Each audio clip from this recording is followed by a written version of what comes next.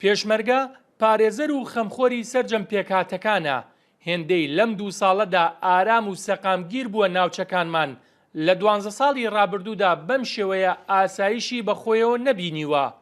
ئەمە وتەی زۆرێک لە سەرک هۆز و عەشرەتە عەرەبەکانە کە دانیشتووی ناوچەکانی قەرەتەپە و جەبارە و گوڵاڵەن. ئەوان دەڵێن پێشمەرگە گیانی خۆی فیدا دەکات بۆ دەستەبەرکردن و بەدیهێنانی ئارامی و دیموکراسی بۆ ناوچەکانیان بێ جیاوازی نەتەوەیی و مەزهەبی. بالنسبة للبيشمركة وقوات إقليم كردستان پێشمەرگە و هێزەکانی هەرێمی کوردستان ئارامی و سەقامگیری لە 100% بۆ دابین کردوین. ناوچەکانمان تاوەکو ئێستا بەم شێوەیە ئاسایشی تێدا بەرقەرار نەبووە و هەموو پشتیوانیەک دەکەین لە جێبەجێکردنی مادەی 140 دەستور کە هەمومان دەنگمان لەسەری داوە.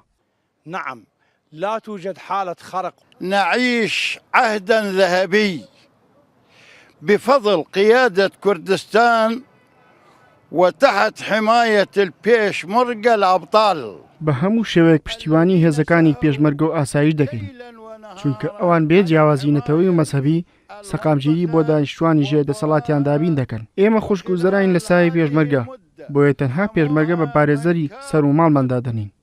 اللصوص والخارجين عن القانون.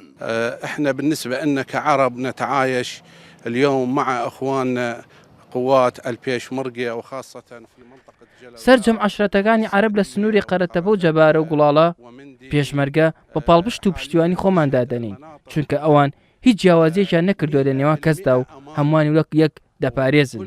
بۆیە بە هەموو شێوەیەک هاوکاری پێشمەرگە و ئاسایشی کوردستان دەبین و داوای جێبەجێکردنی مادەی 140 دەستور دەکەین بۆ ئەوەی زیاتر ئاسوودە بین. ومنطقة جبارة آمنة وقرتبة كذلك.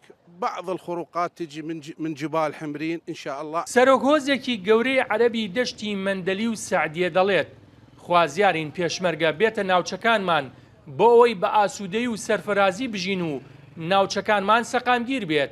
نحن عشيرة الندى هي قبيلة وأنا رئيس القبيلة. ئێمە وەک ئێلیندا لە مەندەلی و سەعدیە هەموو پشتیوانێک دەکەین لە جێبەجێکردنی مادەی 140 دەستور و داواش دەکەن کە هێزەکانی پێشمەرگە بێتە ناوچەکانمان بۆ ئەوەی ئێمەش وەک پێکهاتەکانی کوردستان ئاسوودە بین و لە سەقامگیری بشین و ناوچەکانمان ئاسایشی تێدا بەرقەرار بێت.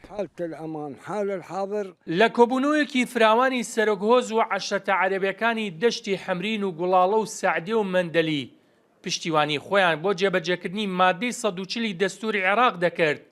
داواشان لە سەرکردایەتی سیاسی کورد کرد پەلە بکەن لە جێبەجێکردنی ئەو دەستورەی کە سەرجەم پێکهاتەکانی عێراق دەنگیان لەسەری داوە بۆیە ئەوانیش لە سایی هێزی پێشمەرگەی کوردستاندا ئارام و سەقامگیر و ئاسوودە بژین.